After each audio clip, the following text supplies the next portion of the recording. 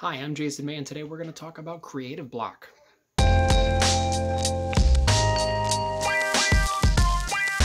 Artist block, you're sitting around at your desk, you're trying to come up with some ideas.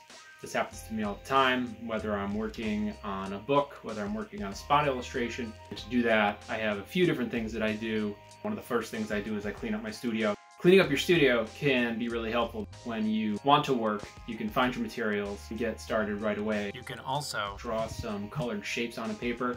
After those shapes are down, you take a pen or a pencil and try to figure out something to draw from those shapes. That can really give you some ideas to kind of springboard off of. Grab a pen and a piece of paper and just start drawing anything.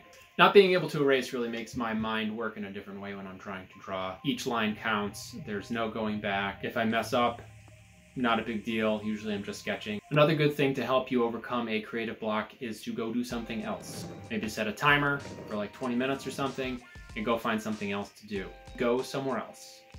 Grab your sketchbook, grab your drawing supplies, grab your computer, whatever you happen to be working on, and go somewhere else.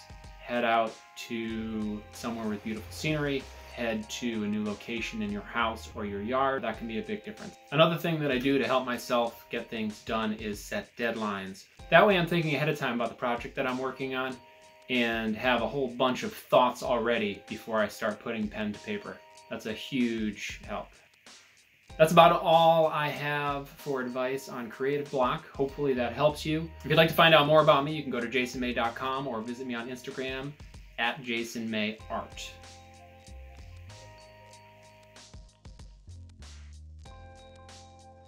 Not being able to erase really makes my mind think, and now the phone's ringing. My phone's ringing.